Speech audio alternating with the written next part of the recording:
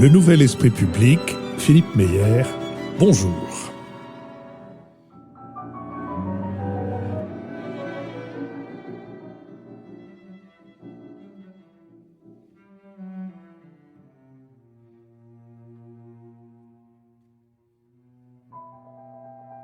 Bonjour, merci de nous avoir rejoints pour ce Nouvel Esprit Public.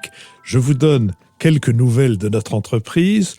1535 contributions à notre financement nous assure une cagnotte, un trésor devrais-je plutôt dire, de 92 605 € que les actions en justice de Radio France entament significativement, peut-être est-ce leur but principal, mais il n'en reste pas moins que c'est une très substantielle manifestation d'adhésion à notre projet, d'autant que les petites contributions sont nombreuses. Soyez-en remerciés, soyez sûrs que nous ne manquerons pas de faire appel à celles et ceux qui ont laissé passer le délai de fin de collecte, et ne perdez pas de vue que nombre de ceux qui ont apprécié nos conversations hebdomadaires par voie hertzienne ne savent pas qu'elles ont repris sur la toile et en podcast. N'hésitez donc pas à faire tourner l'information et le lien avec notre site www.lenouvelespritpublic sans séparation.fr, www.lenouvelespritpublic sans séparation.fr.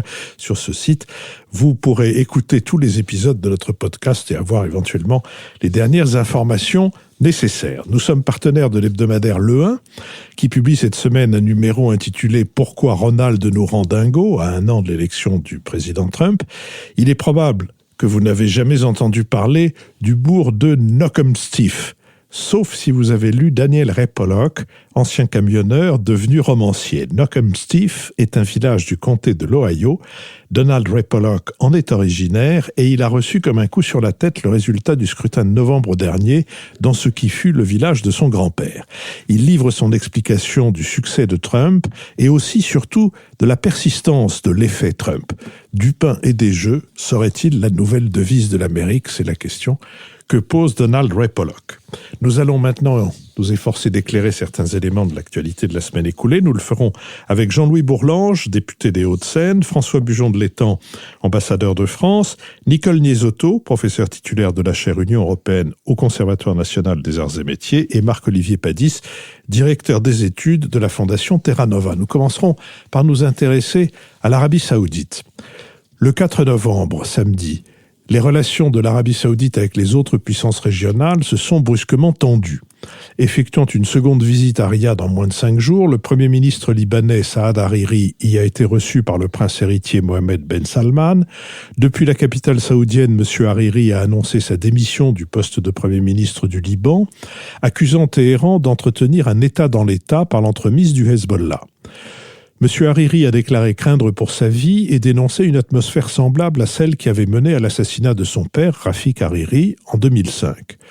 Pourtant, la veille de cette démission, M. Hariri recevait à Beyrouth M. Velayati, le conseiller diplomatique du guide suprême iranien. Selon certains observateurs, la soudaine démission du Premier ministre serait le résultat de pressions exercées par Riyad pour empêcher un possible rapprochement entre l'Iran et M. Hariri. En poste depuis décembre dernier, celui-ci est en effet issu de la communauté sunnite et il était jusqu'à présent considéré comme l'un des relais d'influence de Riyad au Liban. En marge de ces tensions diplomatiques, le prince Ben Salman a mené au plan intérieur une vaste épuration au sommet de l'État saoudien. Dans la soirée du 4 novembre, une cinquantaine de princes, d'hommes d'affaires et d'anciens ministres soupçonnés de faits de corruption ont été arrêtés. Parmi les victimes de cette purge figurent des personnalités importantes, comme le milliardaire Al-Walid, connu en France parce qu'il est le propriétaire de l'hôtel Georges V, ainsi que plusieurs membres du clan Abdallah, le précédent souverain saoudien. Cette opération de reprise en main du royaume s'inscrit dans une dynamique de changement insufflée par le prince Ben Salman. Celui-ci prône désormais les mérites d'une nouvelle Arabie modérée, ouverte et tolérante, en rupture avec l'image d'un pays longtemps considéré comme l'exportateur de l'islam radical wahhabite. Arrivé au pouvoir en juin dernier, Ben Salman a signé dès septembre un décret autorisant les femmes à conduire. Au cours de l'été, il a lancé un projet touristique d'envergure qui vise à attirer capitaux et touristes étrangers vers de nouvelles stations balnéaires de la mer Rouge. Face à ces ambitions renouvelées de l'Arabie saoudite, l'Iran a maintenu une position ferme. Les tensions entre les deux rivaux régionaux ont culminé le 4 novembre avec le tir d'un missile balistique yéménite vers l'aéroport international de Riyad. Lancé par les milices houtistes soutenues par Téhéran. Le missile a été intercepté dans le ciel de la capitale sans causer de blessés. Le prince Ben Salman a cependant dénoncé ce qu'il considère comme une agression directe de l'Iran. L'Arabie saoudite serait prête à se rapprocher d'Israël et des États-Unis pour isoler Téhéran sur la scène régionale. Sur cette question, François Bujon de l'Étang. Alors, c'est une question tout à fait extraordinaire que de savoir exactement qu'est-ce qui se passe en Arabie Saoudite et qu'est-ce qui va continuer dans le mouvement de modernisation unique lancé par le nouveau prince héritier Mohammed bin Salman, dont beaucoup pensent qu'il deviendra très vite le roi, soit après l'abdication de celui-ci, soit à sa mort. Mais nous avons affaire à un nouveau leader qui a 32 ans, qui est le premier représentant de la nouvelle génération, puisque, comme vous le savez, les successions dynastiques en Arabie Saoudite se faisaient de façon horizontale au sein de la même génération, d'un frère à l'autre, et qu'on a épuisé aujourd'hui la lignée, on passe à la génération montante, et Mohammed bin Salman, fils du roi actuel, est aujourd'hui le prince héritier, alors que le roi est en mauvaise santé, très déclinant et peut-être en fin de carrière. Voilà. Alors, ce qu'on peut dire, c'est que ce qui se passe est d'un ordre de grandeur, de magnitude absolument sans précédent en Arabie Saoudite. On a fait toutes sortes de comparaisons. C'est une révolution pilotée par le haut. En réalité, c'est donc tout à fait le contraire de ce qu'on a appelé les printemps arabes il y a quelque temps, qui étaient au contraire des manifestations de rue. Là, nous avons un souverain qui veut jouer les despotes éclairés et qui a décidé de moderniser son pays, de le faire entrer complètement dans le XXIe siècle, de changer la société saoudienne, qui est aujourd'hui archaïque, bien entendu, et qui ne peut pas le rester, puisqu'elle a à peu près 70% de sa population qui a moins de 30 ans, qu'il y a une classe moyenne montante et qu'une grande partie des enfants des élites, notamment, ont fait des études à l'étranger et vivent de plus en plus mal dans ce carcan archaïque de la société saoudienne. Donc il veut changer la société saoudienne, la moderniser, l'ouvrir sur l'Occident, sur d'autres cultures, et la féminiser, puisqu'il a déjà pris quelques mesures pour rendre la condition de la femme un peu plus conforme au monde moderne. Il veut en outre changer le modèle économique de l'Arabie Saoudite. C'est un pays qui vit entièrement de la rente pétrolière. Or, celle-ci, comme on le sait bien, est en train de s'essouffler, et avec un avenir qui fait penser que le baril n'est pas prêt de retrouver les niveaux qui ont été les siens dans les années déjà un peu lointaines. Il veut s'affranchir de la dépendance pétrolière. Il veut faire d'énormes investissements dans l'infrastructure. Il a annoncé des projets pharaoniques. Il veut développer un fonds souverain saoudien qui serait doté de centaines de milliards de dollars et qui interviendrait, comme le fait par exemple le fonds norvégien ou les fonds singapouriens, dans l'ensemble de l'économie mondiale pour y prendre ses participations. Il a déjà annoncé quelques mesures comme la création d'une zone économique spéciale qu'il appelle le NEOM, qui fonctionnerait selon des règles différentes du reste du royaume, qui s'étale sur une longue zone côtière sur un total de 26 500 km², ce qui est absolument gigantesque. Bref, il a des projets considérables. Il veut faire, a-t-il dit dans une réunion récente qu'on a appelée le Davos des sables, devant beaucoup de cadres internationaux assemblés, faire de l'Arabie Saoudite un pays d'islam modéré, ouvert sur le monde et ouvert sur les autres religions. Je le cite. C'est tout à fait extraordinaire. Il a annoncé en même temps son intention d'éradiquer l'extrémisme islamiste et d'assouplir le wahhabisme, qui est la version très rigoriste de l'islam, qui est pratiquée en Arabie Saoudite, où au fond le système repose sur une espèce de pacte entre la famille royale, qui gère les affaires séculières, et le clergé wahhabite, qui gère la religion et la morale. Alors, ça, ce sont les intentions. Alors, une fois qu'on a dit ça, il faut regarder ce qu'il fait. Et ce qu'il fait, c'est de brûler les étapes. Il est prince héritier depuis très très peu de temps, et en quelque temps, il a concentré tous les pouvoirs importants en Arabie Saoudite, ce qui ne s'était pratiquement jamais vu. Il est prince héritier, il a mis à l'écart le précédent prince héritier qui était le prince Ben Naïef. Il est en même temps ministre de la Défense, il est président du Conseil stratégique, et il contrôle l'armée, la police et maintenant la garde nationale, qui est cette espèce d'unité paramilitaire spéciale qui fait l'équilibre entre les tribus et qui était contrôlée par un fils du roi Abdallah qu'il vient d'embastiller en même temps que toute la dernière purge. Alors, voilà, il concentre tous les pouvoirs, il détruit ou il embastille les opposants. Il y a eu plusieurs vagues déjà de répression. Il y a eu une première vague d'arrestation. Ensuite, il s'en est pris à des intellectuels et à des membres du clergé, ce qui est quand même tout à fait nouveau. Et là, il vient de s'en prendre à des princes de la famille royale, à des princes qui sont connus dans le monde entier par leurs investissements. Et apparemment, les arrestations se poursuivent. Il y en a eu encore ces derniers jours. Il y a plus de 200 personnes qui ont été arrêtées et apparemment une soixantaine qui sont vraiment détenues. D'ailleurs, rassurons-nous pour elles, à l'hôtel Ritz-Carlton de Riyad, qui constitue la Bastille actuelle de ce prince. On leur coupera la tête avec un sabre en or, il n'y a pas de doute. Voilà. Alors, il bouscule le clergé, il prend des mesures en faveur des forces montantes, des mesures en faveur des femmes. On peut rire du fait qu'il a autorisé les femmes à conduire des automobiles. Pas encore, d'ailleurs. Enfin, il a annoncé son intention de le faire, mais ça a une valeur symbolique évidemment extrêmement forte, et c'est en fait son intention. Il veut autoriser les femmes à jouer un rôle social en Arabie Saoudite. Il veut encourager les classes moyennes à se distraire en Arabie Saoudite plutôt qu'ailleurs. Donc il a décidé la mixité dans les réunions sociales, l'ouverture de cinéma, toutes sortes de distractions. C'est complètement révolutionnaire en Arabie Saoudite, tout cela. Et il cherche évidemment, comme je l'ai dit, à diversifier le modèle économique saoudien. Alors cela dit, il choisit des méthodes expéditives. Je n'oserais pas dire, comme le général de Gaulle à propos du carteron de généraux en retraite, qu'il a un savoir-faire expéditif mais limité. Limité peut-être parce que par ailleurs, ses entreprises au Yémen ou à l'égard du Qatar ne sont pas des succès, mais en tout cas, il choisit des méthodes expéditives. Il choisit le modèle oriental traditionnel, bien sûr, qui consiste à embastiller. Il choisit le modèle Poutine, de détruire les oligarques et de s'en prendre à eux et de montrer que le seul pouvoir, c'est lui, ce n'est pas celui des oligarques, d'où l'arrestation du prince Al-Walid, par exemple, et le modèle de Xi Jinping de lutte contre la corruption, qui est une merveilleuse invention permettant, bien entendu, de s'en prendre à tous ses opposants politiques. Donc il fait preuve de talent, de rapidité, mais peut-être de témérité. Après le Louvre à Abu Dhabi, le Crazy Horse à Riyad. Nicole Desautos. Oui, alors moi je vais nuancer beaucoup l'analyse que vient de faire François Bujon. C'est une description, pas une analyse. Je ne nie pas qu'il se passe quelque chose au royaume des Saouds, qu'il y a une multitude d'initiatives économiques, politiques, etc.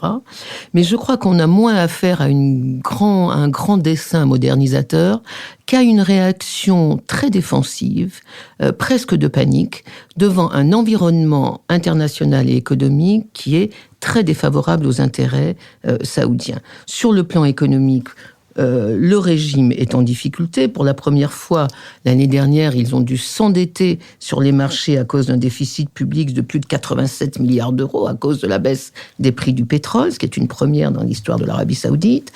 Ils ont des difficultés dans la relation avec les États-Unis, alors un peu moins maintenant que Trump est au pouvoir, mais les 8 années de pouvoir de Barack Obama ont été pour l'Arabie Saoudite une série de couleuvres à avaler et une inquiétude croissante sur le fait que l'Amérique se détournait du Moyen-Orient, voulait se désengager, investissait en Asie et a lâché Moubarak au moment des révolutions arabes. Et troisièmement, enfin, sur la scène régionale, l'Arabie Saoudite est confrontée à une montée en puissance permanente, constante et, à mon avis, irréversible du grand ennemi de l'Arabie Saoudite, c'est-à-dire l'Iran. L'Iran qui est devenu la puissance régionale depuis que les Américains ont décidé de tuer l'autre puissance régionale, l'Irak, en 2003. Donc pour l'Arabie Saoudite, le contexte économique, le contexte stratégique local et le contexte stratégique international est extrêmement négative, extrêmement inquiétant. Et donc, je crois que ce prince héritier, qui effectivement va venir au pouvoir,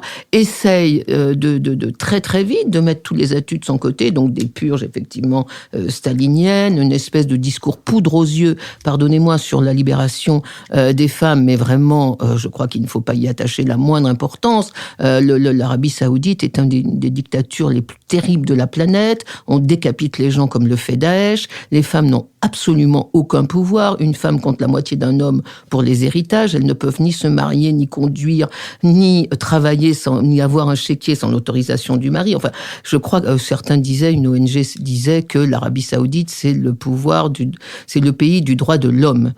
Et je crois que c'est extrêmement vrai. Donc, moi, je suis très sceptique sur la réalité de ce discours modernisateur, sauf pour attirer les capitaux étrangers. Et effectivement, son grand projet à 500 milliards de dollars, effectivement, est un appel à la modernisation du pays. Et deuxième point, non seulement je crois qu'il y a un sentiment de panique des autorités saoudiennes devant cet environnement international qui les dessert, mais l'Arabie Saoudite, qui a été quand même un grand allié de l'Occident et de la France depuis une vingtaine d'années, est en train de devenir un problème pour les Américains et pour la stratégie occidentale. C'est un problème parce que sur le plan de sa politique extérieure, l'Arabie Saoudite est passée à l'offensive. Elle n'est plus dans l'orbite contrôlée de la diplomatie américaine et depuis 2 ans, à l'extérieur, sans ambiguïté, les Saoudiens sont passés à une stratégie d'affrontement, y compris militaire, contre tout ce qui ressemble à un soutien de l'Iran. Donc, ils ont déclenché en 2015 la guerre au Yémen, qui est une guerre atroce. Les Nations Unies ont dit il y a quelques jours que c'était la plus grande catastrophe humanitaire des temps modernes, ce qui se passe au Yémen, avec un succès absolument nul. L'Arabie Saoudite s'enlise dans ce conflit au Yémen. Deuxièmement, en juin de cette année 2017, ils ont décidé d'une offensive diplomatique contre le Qatar, sous prétexte que le Qatar soutenait le terrorisme. C'est quand même l'éloge de l'hôpital vis-à-vis de la charité, mais avec un blocus économique vis-à-vis du Qatar. Et en novembre dernier, Philippe l'a dit dans son introduction, une espèce de déstabilisation amorcée du Liban, avec cette phrase absolument extraordinaire que le Liban est en train de déclarer la guerre à l'Arabie Saoudite. Moi, je suis très très inquiète. Je pense que les Saoudiens ont entrepris une politique de déstabilisation massive de la région, y compris du Liban, à commencer peut-être par le Liban, le tout pour contrer une puissance iranienne qui, de toute façon, est le grand gagnant des 20 dernières années. Je crois que la puissance iranienne est la puissance régionale et qu'il est temps quand même qu'on s'en rende compte. Marc-Olivier Padis. François a commencé tout à l'heure en disant qu'il était difficile de savoir ce qui se passe dans ce pays. Et c'est vrai que une des particularités du commentaire qu'on peut faire sur l'Arabie Saoudite, c'est que les catégories habituelles que nous utilisons, on va parler du pouvoir, la société, l'économie, l'État. En fait, on utilise des termes dont la validité pour ce pays est très approximative. C'est-à-dire que c'est difficile de savoir quand on dit, par exemple, le pays est complètement opaque. Quand on dit, par exemple, le pouvoir, c'est les cercles du pouvoir, mais c'est extraordinairement difficile de décrypter qui est responsable de quoi, quels sont les rapports de force internes, etc. De même, la famille royale, on sait que ce sont des princes qui gouvernent, des princes de la même famille. Alors quand on dit famille royale, nous on a l'image Buckingham, la pelouse verte, la petite famille avec 2-3 enfants.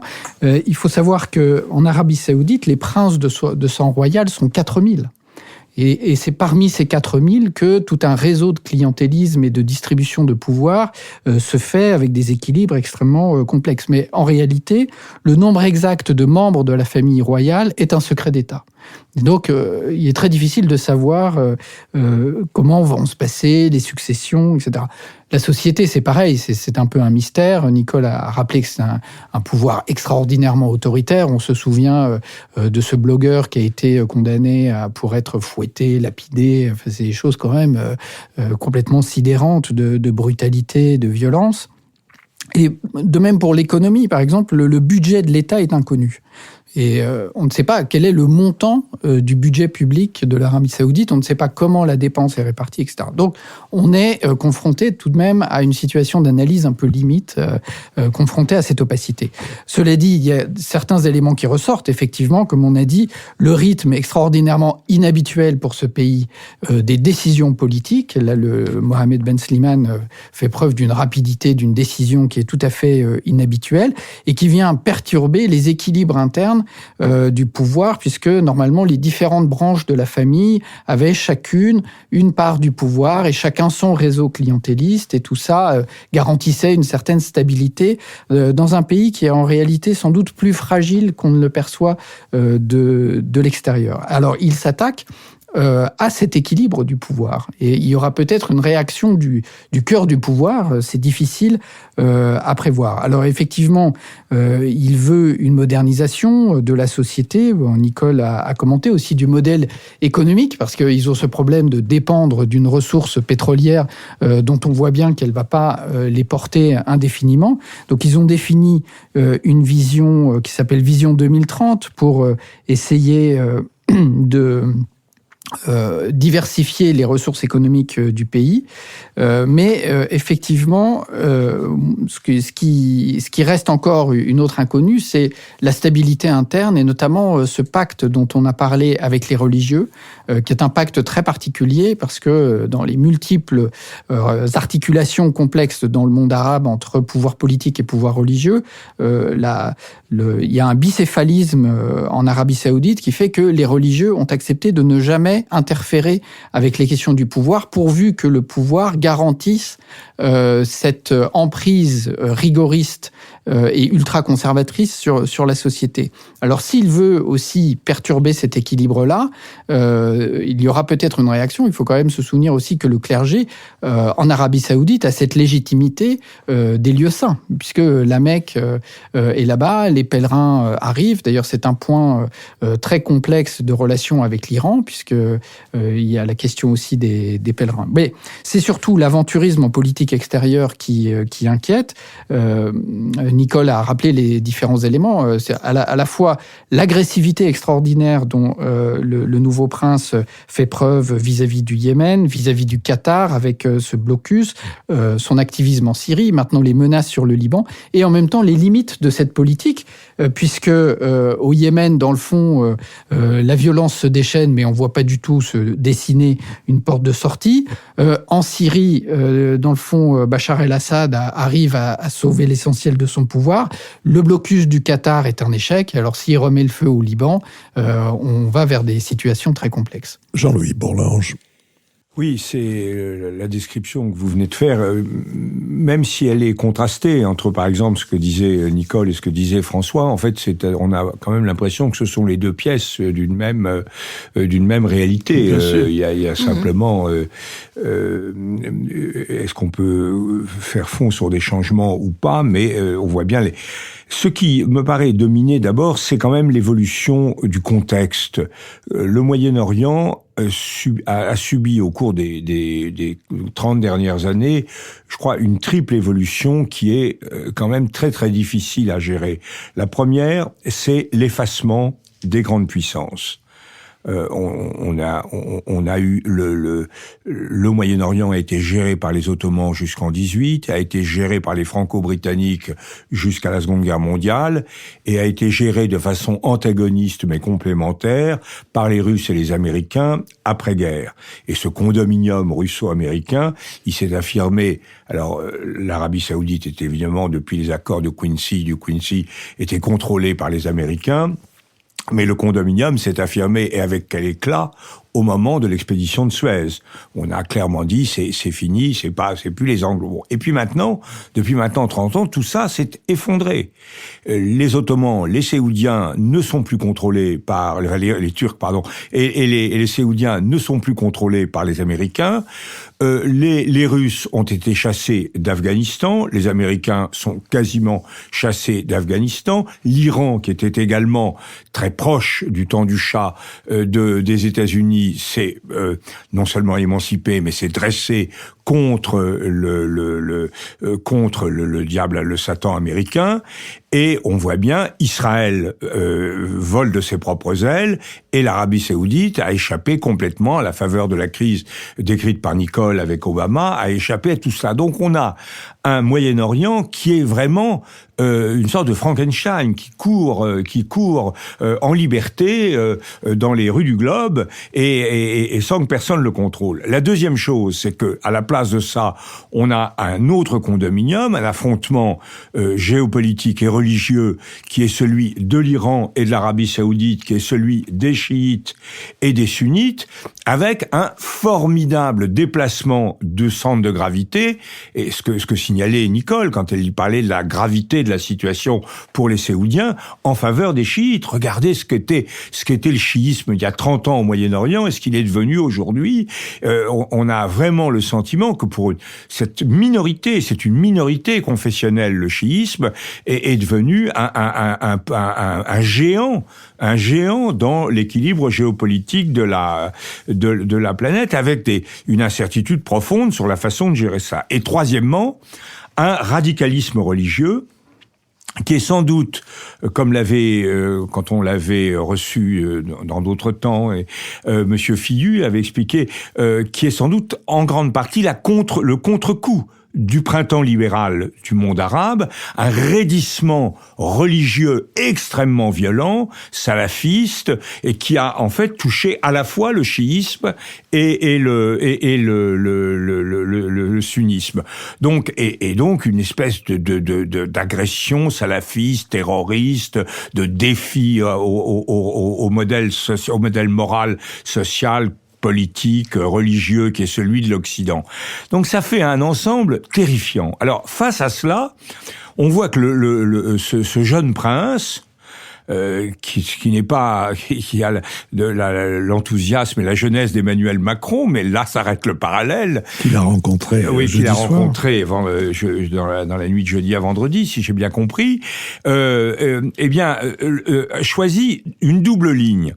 Une ligne de confrontation très dure avec l'Iran et une ligne de modération apparente, de libéralisation plus ou moins cosmétique sur le plan intérieur. Alors on voit bien la logique de cela. Je me confronte avec l'Iran parce que j'en ai assez de voir l'Iran et le chiisme progresser partout, et j'ai besoin de retrouver des amis, et mes amis ils sont en Occident, donc je dois envoyer quelques gestes libéraux du côté de l'Occident. Mais il reste que l'une et l'autre ligne rencontrent très vite leurs limites. Sur la confrontation avec l'Iran, je pense que le président français a eu tout à fait raison de dire, je crois, d'après ce qu'on sait, en termes très modérés, et avec les armes de la séduction qui sont celles d'Emmanuel Macron, il a eu raison de dire en termes très modérés qu'il y avait une impasse, que notamment, par exemple, le fait d'avoir consenti à une normalisation avec l'Iran et à un accord sur le nucléaire, c'était très concrètement la seule voie qui nous était offerte, que l'autre voie aurait été celle d'une confrontation, et tous les experts disaient qu'on aurait pu retarder de 3 ou 4 ans l'équipement nucléaire de l'Iran, mais qu'on l'aurait pas interdit, et que donc on aurait durci la situation d'une façon très, très, très dramatique. Et effectivement, les contre-exemples du Qatar et du Yémen montrent que cette espèce de contre-offensive rencontre ses limites. Donc je crois que ce durcissement, il va pas conduire très loin. Il est un peu aventurier et il ne va pas conduire très loin. Et sur le plan intérieur, là, ça pose une question très, très fondamentale. Est-ce que le wahhabisme est soluble dans le saoudisme? Est-ce que ce n'est pas plutôt le saoudisme qui est soluble dans le wahhabisme? Moi, Ibn Saoud, j'ai des lectures assez classiques et peut-être un peu tendancieuses compte tenu mais quand j'étais jeune, j'ai lu l'Ibn Saoud de Benoît Méchain, qui était un livre très bien écrit, très magnifiquement écrit. Et qu'est-ce qu'on apprenait dans ce bouquin? C'est que la monarchie saoudienne s'est vraiment fondée contre les Hachémites qu'ils ont chassés de la Mecque, etc., sur un intégrisme religieux qui est le wahhabisme, et ce qu'on voit depuis l'équilibre politico-religieux en Arabie Saoudite, c'est le clergé tolère les vices des princes à la condition que les princes protègent la rigueur religieuse du wahhabisme. Et tout le monde me dit, tous les spécialistes, mais je ne suis pas un spécialiste, que la structure aristocratique, oligarchique de l'Arabie Saoudite, c'est une mince pellicule à la surface d'une théocratie qui reste, elle, extrêmement solide. Donc je ne crois pas qu'on puisse aller très loin de ce côté-là. Je suis inquiet. François Bujon de l'Étang. Alors, je comprends cette inquiétude et je crois que Jean-Louis a tout à fait raison de souligner ça. La contradiction foncière de l'Arabie Saoudite, c'est celle-là. C'est que le pays repose sur un pacte entre la famille royale et le clergé wahhabite, effectivement, et que vouloir en sortir, c'est remettre en cause les fondements même du pays. Donc, c'est une première remarque. C'est très dangereux et je pense que Mohammed bin Salman est conscient du fait que ce qu'il essaye de faire est très dangereux. C'est un pays aux mœurs violentes. On n'oublie pas que le roi Faisal, par exemple, a été assassiné en 1975 par un neveu qui lui demandait audience et qui lui a tiré 3 balles de revolver. Les choses sont expéditives dans ce pays. Alors, je ne crois pas du tout que ce que j'ai dit sur la politique que cherche à mener Mohammed ben Salman soit en quoi que ce soit incompatible avec ce qui a été dit par ailleurs sur le contexte stratégique. C'est sûr que l'Arabie Saoudite évolue dans un contexte stratégique qui lui est très défavorable. Il lui est très défavorable pour les raisons économiques, qui sont non seulement le prix du pétrole, mais le caractère de monoproduction de ce pays, sur le fait que, en effet, les finances publiques de l'Arabie Saoudite sont en mauvais état, que l'Arabie Saoudite a maintenant un budget en déficit, qu'elle doit elle doit se porter comme emprunteuse sur les marchés, ce qui est tout à fait nouveau. La privatisation de l'Aramco, décidée par le prince, se révèle extrêmement difficile et il n'est pas du tout sûr qu'elle puisse être menée à terme. Et quant aux investisseurs étrangers qu'il cherche à attirer avec ses projets spectaculaires, ils sont en train de prendre peur devant la déstabilisation du pays qui est en cours. Donc, que tout ceci soit dû à l'inquiétude, bien entendu, de la nouvelle génération devant un contexte géostratégique défavorable à l'Arabie Saoudite, c'est sûr et certain, et j'en suis 1000 fois d'accord, parce que l'élément principal de la situation géostratégique au Moyen-Orient, c'est l'émergence de l'Iran, pour l'instant, comme puissance régionale. C'est le résultat de la brillante politique américaine d'avoir été renversé M. Saddam Hussein et d'avoir donné le pouvoir aux chiites en Irak, bien entendu. L'Irak servait de tampon entre la Perse et l'Arabie. Voilà qu'elle a disparu et qu'elle est au contraire complètement satellisée finalement par l'Iran. Alors, l'un des dangers de la situation, c'est justement l'aventurisme en politique étrangère de ce jeune prince qui s'est lancé, en effet, dans de très très mauvaises aventures. Vous avez raison, Nicole, de souligner que le Yémen est non seulement une mauvaise affaire militaire puisqu'il est en train de s'y ensabler, mais est en train de provoquer une catastrophe humanitaire de première grandeur, avec de graves épidémies de choléra, avec une famine qui menace 8 millions de Yéménites, et en effet, les Nations Unies qui s'en inquiètent. Le Qatar, c'est un autre bel exemple. Il a voulu isoler le Qatar. Or, le Qatar n'est pas isolé du tout. Il s'appuie sur des pays qui s'inquiètent de la montée d'une Arabie Saoudite plus moderne et de la montée de l'Iran. Il s'appuie sur la Turquie, il s'appuie sur le Pakistan, qui ne l'a pas du tout laissé tomber, et le blocus entrepris est un échec complet.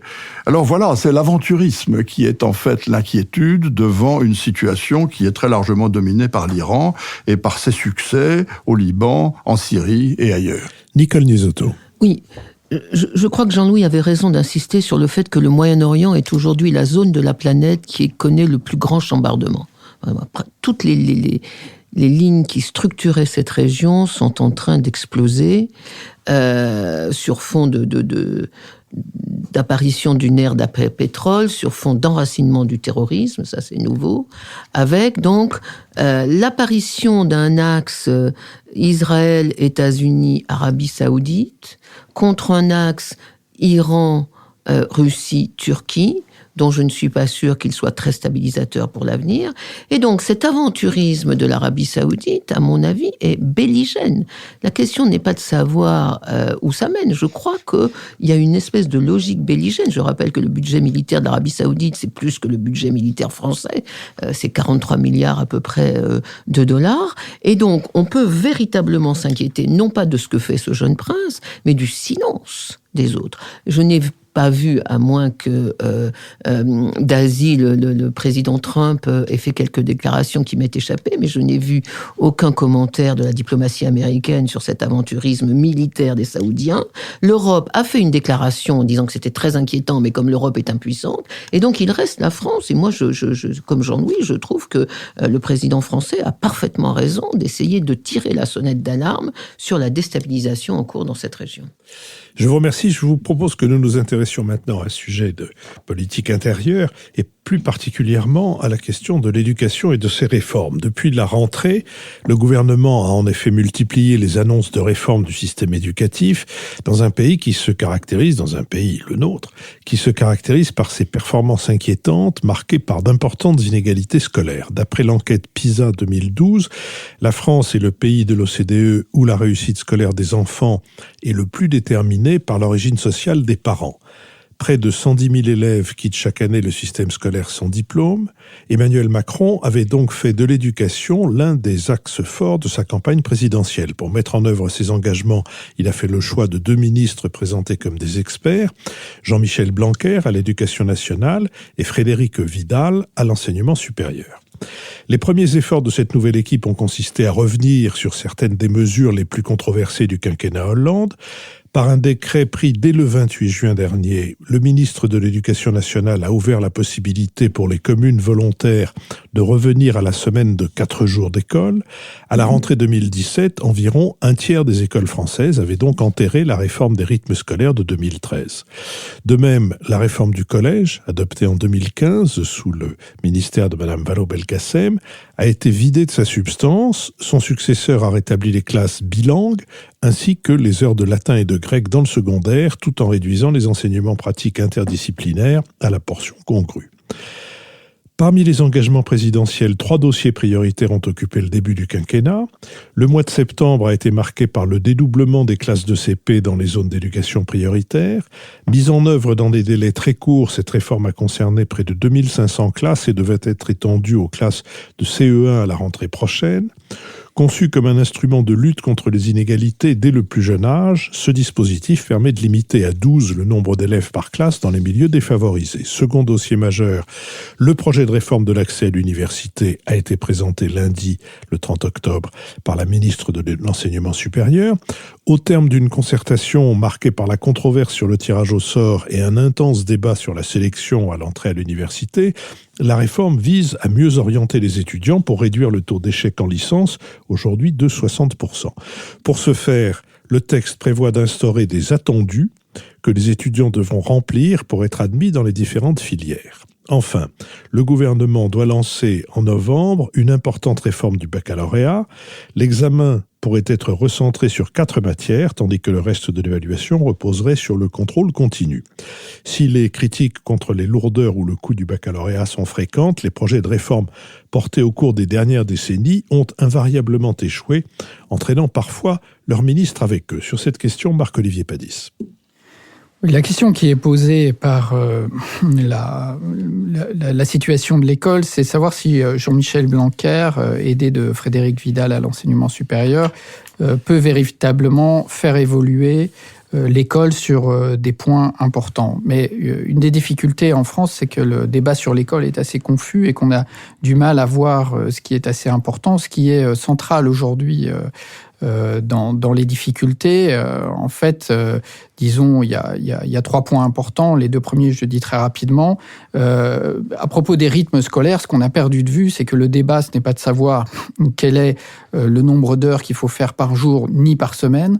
Le problème en France, c'est l'organisation annuelle du temps scolaire qui est beaucoup trop courte et qu'on ne remet pas sur le chantier parce qu'on ne veut pas remettre en question les grandes vacances de juillet et août qui sont une exception et qui sont, disons, terriblement préjudiciables à une bonne organisation de l'année scolaire. Le grand historien de l'éducation, Antoine Pro, a fait des calculs et il a montré que les élèves de primaire en France ont perdu, au fil des réformes ces 10-15 dernières années, une année complète de temps scolaire.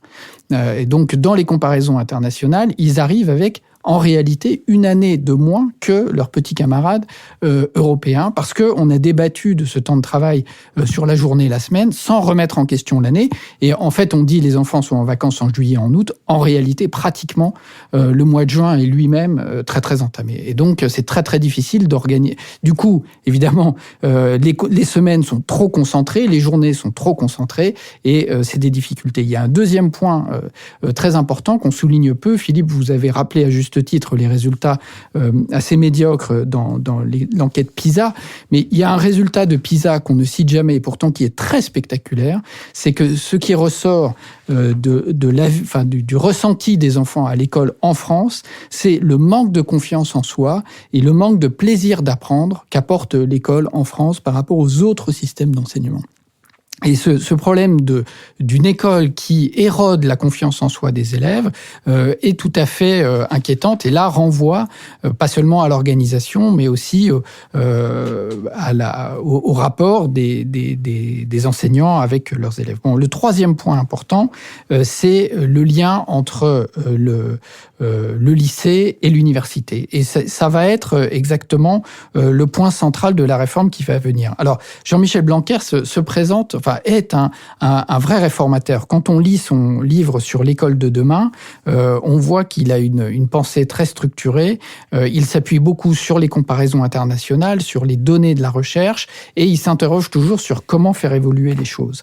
Aujourd'hui, donc, les deux réformes en réalité qui sont annoncées, l'accès à l'université et la réforme du bac, sont des réformes solidaires. Il faut faire les deux choses en même temps et c'est pour ça que Jean-Michel Blanquer doit travailler avec Frédérique Vidal. Parce qu'aujourd'hui, en fait, on a un système scolaire qui, jusqu'au lycée, est surplombé par l'idée que le baccalauréat est le Graal, le diplôme qui va valider l'ensemble de la scolarité. Or, la contradiction de ce baccalauréat, c'est qu'en terminale, les élèves ont deux choses à faire. Il faut qu'ils passent le bac, mais il faut aussi qu'ils préparent leur entrée dans le supérieur. Et l'entrée dans le supérieur est assez complexe, donc il y a les procédures, APB ou pas APB, ils vont trouver un autre système, mais toujours est-il que c'est une procédure que les élèves doivent commencer dès janvier, continuer février-mars, et ils obtiennent une réponse, ce qui est logique, avant de passer les épreuves du bac. Et par conséquent, le bac n'est plus, la voie d'accès vers l'enseignement supérieur, puisque en fait, les élèves sont pris dans leur cursus sur la base du contrôle continu, c'est-à-dire des bulletins du premier et du deuxième trimestre. Donc, le bac ne sert plus à rien, mais c'est un monument national qu'il est extrêmement difficile de changer. Et donc, il faut changer après l'accès à l'université, parce que il y a plus d'étudiants qui veulent aller à l'université et c'est une bonne chose, c'est une chose positive parce qu'aujourd'hui, on est dans un monde économique et social d'ailleurs et culturel dans lequel il faut des outils pour s'en sortir et donc il faut favoriser l'accès des élèves à l'université mais il faut mieux les préparer à cela. Au fond, peut-être, notre président de la République est-il allé prendre en Arabie Saoudite du prince Ben Salman quelques conseils pour réformer les monuments nationaux aussi irréformables que le baccalauréat et les grandes vacances. Et peut-être doit-on s'attendre à quelques embastillages de ceux qui font obstacle. Vous avez raison de souligner le peu de gaieté à aller à l'école, le peu d'empressement à aller à l'école que le rapport PISA souligne.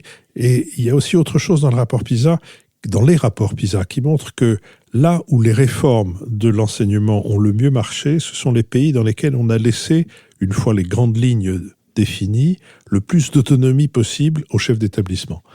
Nicole Nisotto. Oui, je vais revenir un peu sur ces rapports PISA et les autres études que nous avons comparatives sur l'éducation nationale en France et dans les autres pays européens, parce que le diagnostic est vraiment sévère pour l'école française et que c'est à partir de là qu'il faut comprendre la réforme qui est proposée. Il y a 3 paradoxes du système français. Premièrement, le temps scolaire n'a cessé d'augmenter et le niveau des élèves n'a cessé de baisser. Ça, c'est ce que montrent tous les rapports. Un élève français passe plus de 800 heures par an à l'école contre 700 en moyenne. Or, le niveau des élèves de CM1 en lecture et en maths est très inférieur à la moyenne européenne. Ça, c'est le premier point. Le deuxième point, le système est excellent pour les meilleurs, 8% des élèves, mais il est destructeur pour les moins bons. C'est un système qui produit de l'échec scolaire. 20% des élèves sont en difficulté à la fin du primaire. De même pour l'université, Marc-Olivier l'a dit, 60% des élèves en première année d'université sont obligés de partir sans réussir leur première année. Et troisième paradoxe, l'école reproduit intégralement les inégalités sociales. Ce n'est pas qu'elle les crée, elle ne les corrige pas, elle les reproduit totalement. 40% des élèves des milieux défavorisés sont en difficulté, 5% simplement des élèves de milieux favorisés sont en difficulté scolaire. Donc le diagnostic est absolument sévère. On a une école qui produit de l'échec, qui reproduit les inégalités sociales et qui reste globalement peu performante par rapport au système européen. Et donc, il y avait urgence, effectivement, à proposer une réforme. Je crois que d'ailleurs, pour le candidat Emmanuel Macron, la réforme de l'école était présentée comme la réforme mère, celle qui détermine tout le bouleversement de la société française qu'il souhaite établir. Alors, 2 points. Sur les inégalités, il y a 2 façons de réduire les inégalités. La première, c'est de rabaisser tout le monde vers le bas. C'est un peu quand même ce qu'ont fait les systèmes précédents en supprimant les notes, supprimant le travail scolaire, supprimant le redoublement de façon à ne pas discriminer le mauvais élève. La méthode proposée aujourd'hui, c'est exactement l'inverse, c'est de s'occuper des défavorisés, de s'occuper de ceux qui n'arrivent pas vraiment, en dédoublant les classes de primaire, en installant le dispositif devoir fait, qui permet effectivement d'accompagner les élèves. Et donc, il y a un renversement complètement de perspective. On ne nie pas les inégalités, on s'occupe des défavorisés. Et deuxième question, et là je suis plus nuancée, la deuxième question, c'est la lutte contre l'échec scolaire. Et là, il y a plusieurs leviers pour agir. Le premier, sur les rythmes scolaires, je vous avoue, très franchement, je n'y comprends rien. La semaine de 4 jours et demi, etc., je ne sais pas. Mais il y a un élément sur lequel le gouvernement pourrait jouer pour lutter contre l'échec scolaire, c'est la formation et le métier d'enseignant. Or, il n'y a rien dans cette réforme. Il y a beaucoup de choses sur l'élève, et c'est tant mieux. Mais il n'y a rien sur le métier d'enseignant, sur l'évolution de ce métier par rapport au numérique, sur la situation des enseignants en France. Elle n'est pas brillante.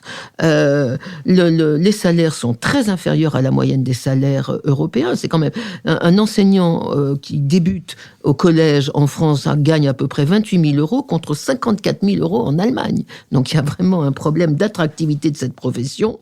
Il passe un nombre d'heures très élevé devant les élèves. La formation est en déshérence. Sur le CAPES, tous les ans, chaque année, 20% des postes ne sont pas pourvus parce que le niveau est mauvais.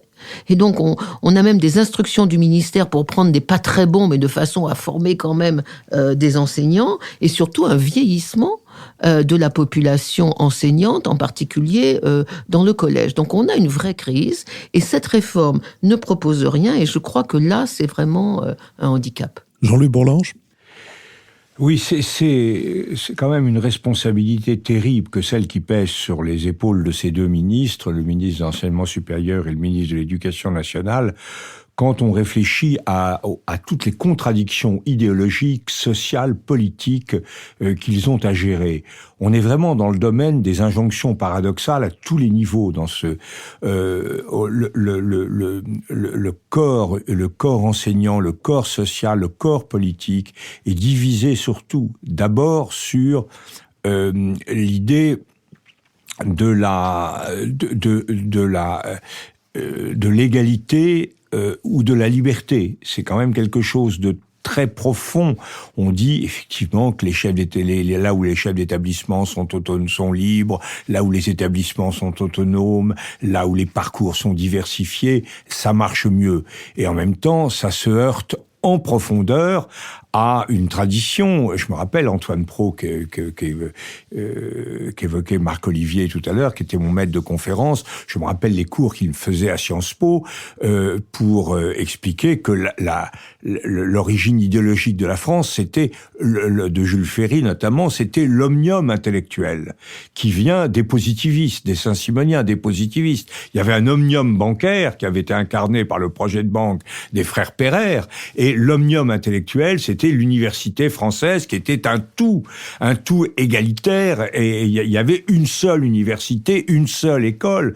Et donc on a cette origine à la fois napoléonienne, positiviste et reprise, et très bien d'ailleurs gérée par Jules Ferry, et puis cette exigence d'autonomie, de diversité, qui est créatrice effectivement aussi d'inégalités. Du côté des familles, c'est la même chose, une aspiration à la liberté. Je veux mettre mon enfant, et qui peux dire à un parent d'élève qu'il doit faire autrement là où cet enfant va réussir, là où cet enfant va être heureux.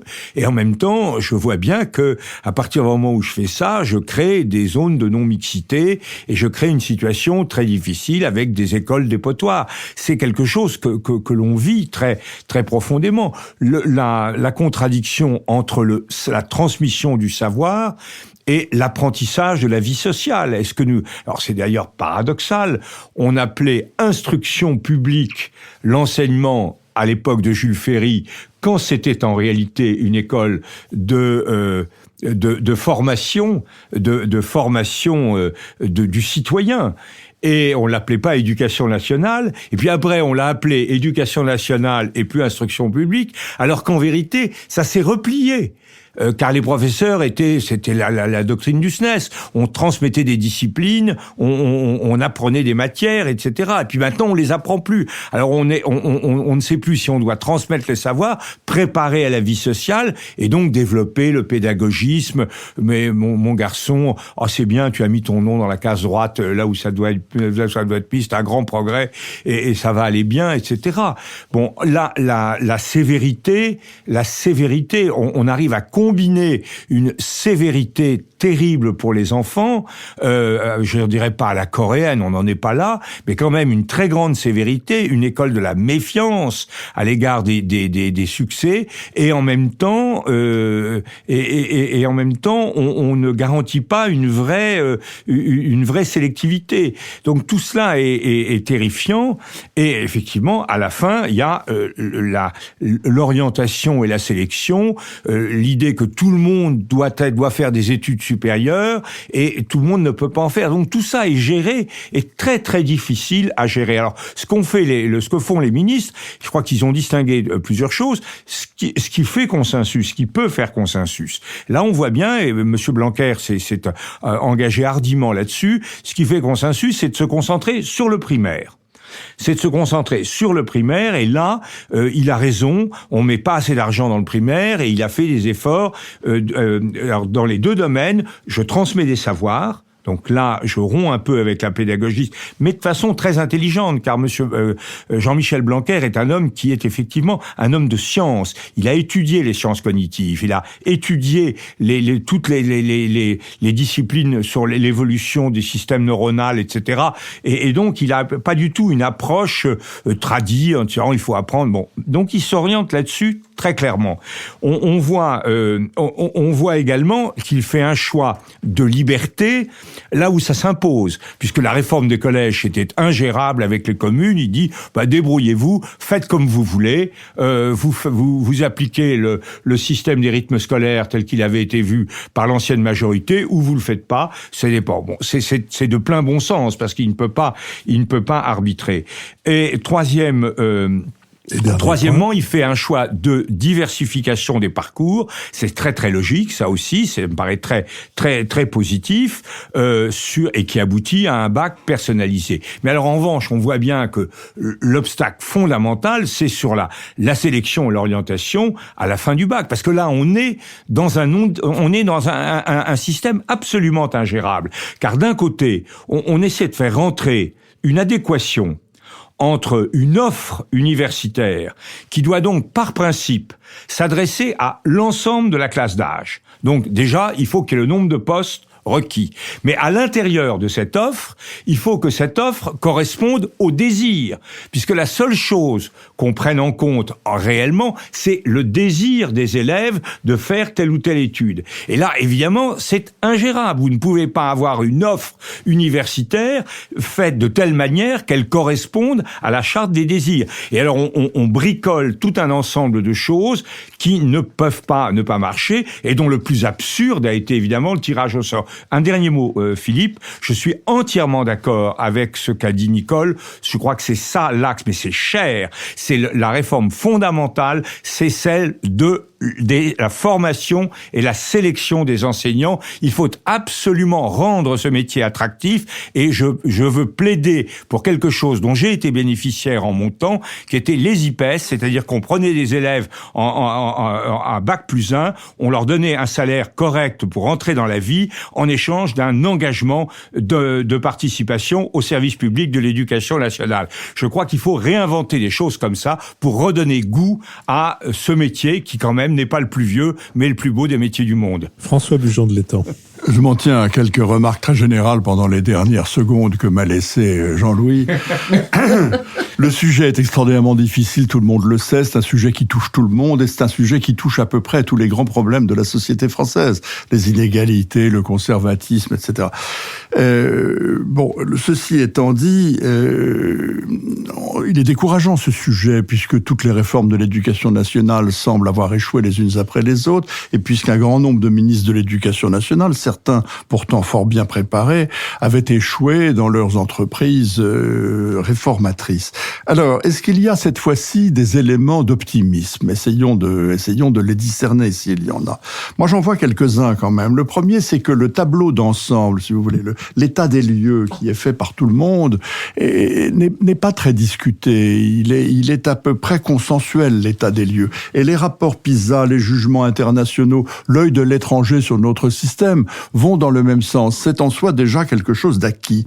La seconde chose, c'est que il y a eu tellement de mécontentement ces temps-ci, il y a eu tellement d'absurdités, à la fois dans la réforme du collège, la suppression des classes bilingues, etc., mais aussi dans cette absurdité ultime qu'est le tirage au sort pour l'entrée dans l'université, ou l'échec complet du système APB, enfin pas complet, mais échec quand même assez spectaculaire, que il y a chez les lycéens, chez les étudiants, une certaine ouverture à l'idée qu'il faut que ça bouge, il faut que ça change, ça ne veut pas rester comme ça.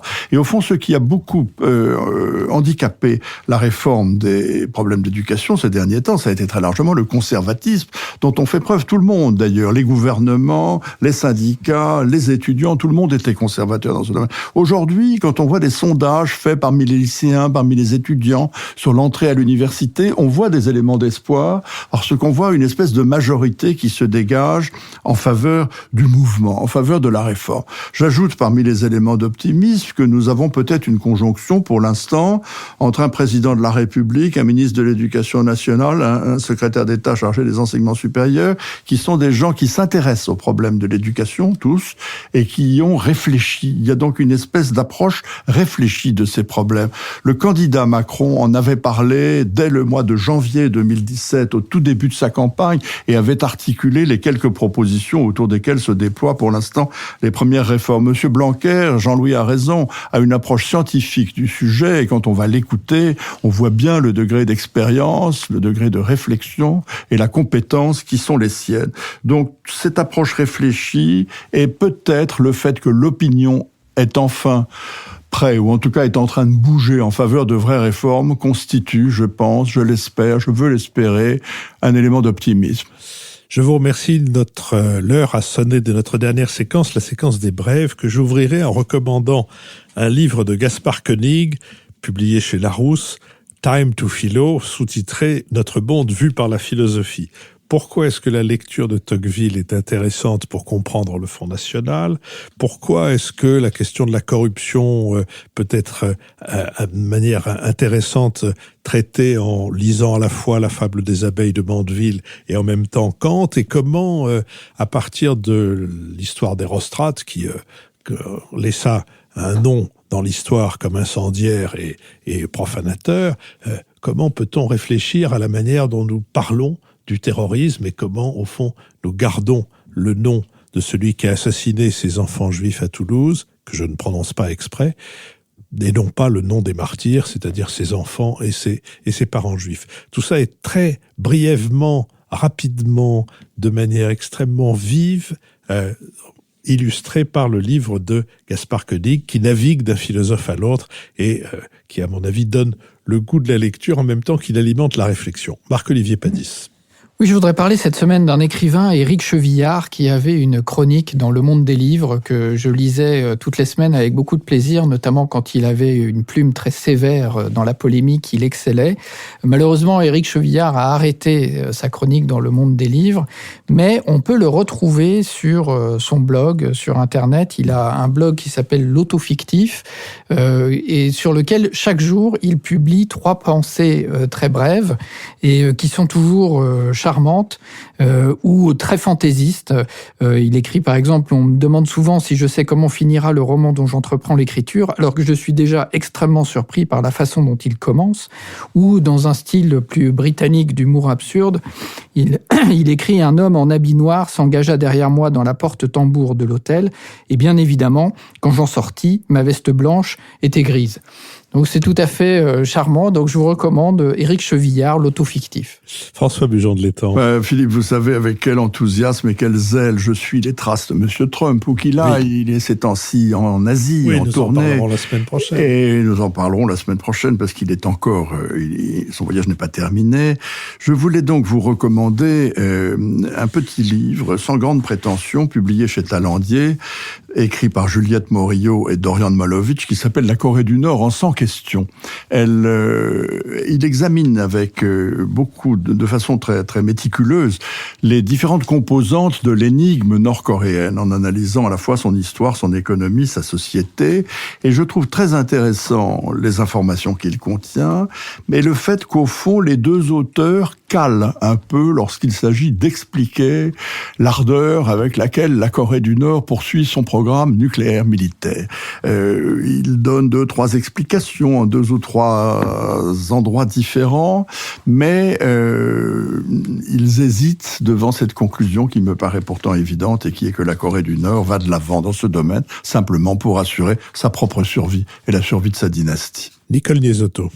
Alors, c'est la saison des prix littéraires, donc moi je vais partager avec vous un moment de pure littérature qui est le dernier ouvrage de Patrick Modiano, Souvenirs dormants, paru en octobre chez Gallimard.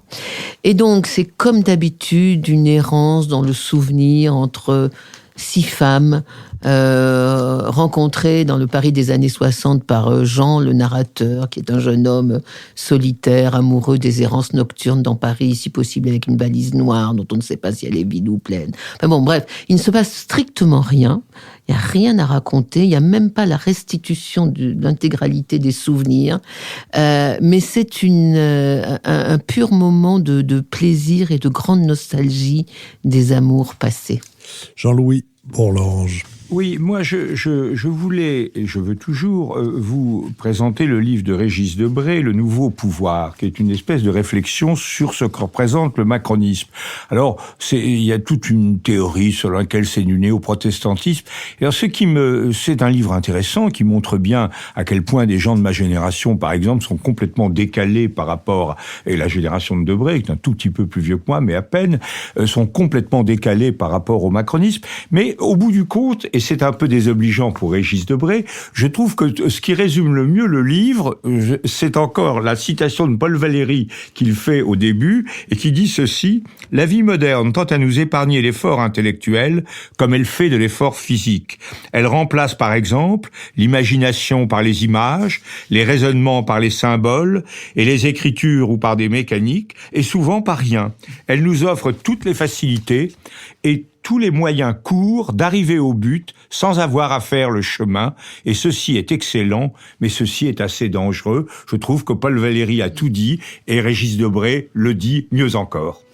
Merci beaucoup. Je vous rappelle que le nouvel esprit public est préparé avec les élèves de la classe préparatoire à Sciences Po de l'école alsacienne, qu'il est produit et distribué par Nouvelles Écoutes, qu'à la production se trouve Julien Neuville et à l'enregistrement et au mixage, à la prise de son, Maxime Olivier. J'espère vous retrouver la semaine prochaine pour un nouvel esprit public en podcast et merci d'avoir écouté celui-là.